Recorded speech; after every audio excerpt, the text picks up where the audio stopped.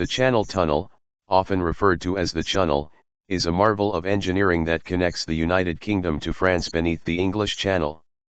It is one of the longest underwater tunnels in the world, stretching approximately 31.4 miles, 50.45 kilometers, with 23.5 miles, 37.9 kilometers, of its length submerged beneath the sea.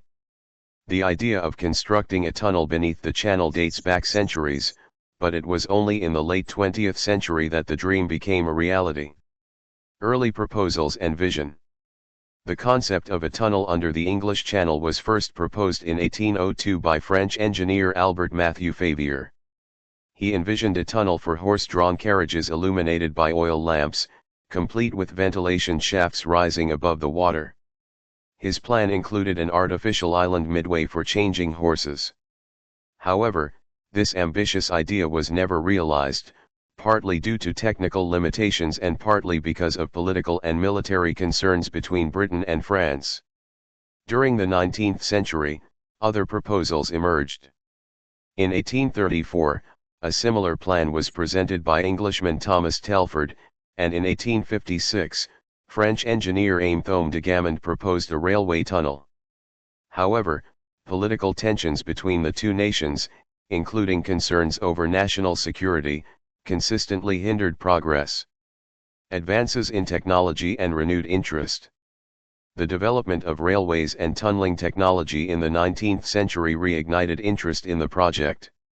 In the 1880s, efforts to construct a tunnel began in earnest. A British engineer, Sir Edward Watkin, began exploratory drilling near Dover in 1881.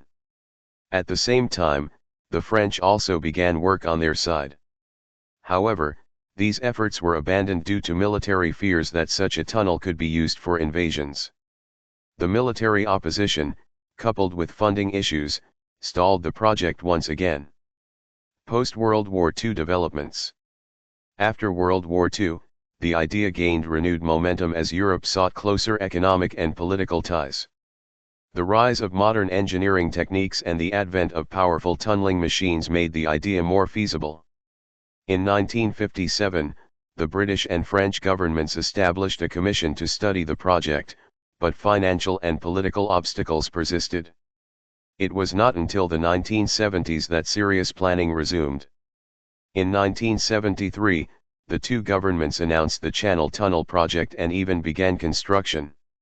However, the global economic crisis and escalating costs forced its cancellation in 1975. The birth of the modern Channel Tunnel. The breakthrough came in 1986 when the British and French governments signed the Treaty of Canterbury, allowing private companies to fund, build, and operate the tunnel. This agreement was revolutionary as it relied entirely on private financing, with no public funds committed. A consortium of banks and construction companies formed the Eurotunnel Group, which undertook the project. Construction began in earnest in 1988, involving over 13,000 workers on both sides of the channel.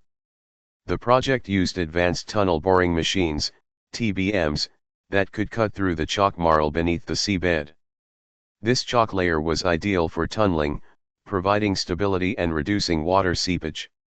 The construction process involved creating 3 parallel tunnels, 2 for trains and a smaller service tunnel in between for maintenance and emergencies. Workers from Britain and France met beneath the channel on December 1, 1990, in a symbolic breakthrough that marked a significant milestone in the project. Completion and inauguration.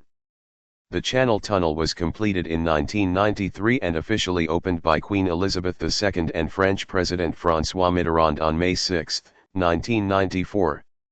The total cost of the project was approximately £9 billion, significantly higher than initial estimates. However, the tunnel was hailed as a triumph of engineering and cooperation. Operations and impact. The Channel Tunnel revolutionized transportation between the UK and continental Europe. It allows passengers and freight to travel seamlessly between Folkestone in Kent, England, and Coquelles near Calais, France. High-speed Eurostar trains and shuttle services for vehicles have significantly reduced travel times and boosted trade and tourism. The tunnel has also had symbolic significance, representing a bridge between two nations with a long history of rivalry. It became a cornerstone of European integration during the late 20th century. Challenges and legacy. Despite its success, the Channel Tunnel has faced challenges, including high operating costs, competition from low-cost airlines, and financial difficulties for Eurotunnel in its early years. The project also required stringent safety measures, particularly after a fire in 1996 highlighted vulnerabilities in the design.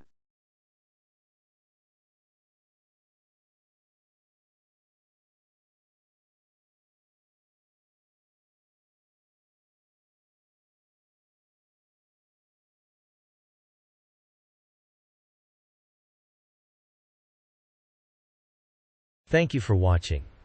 Please subscribe our channel.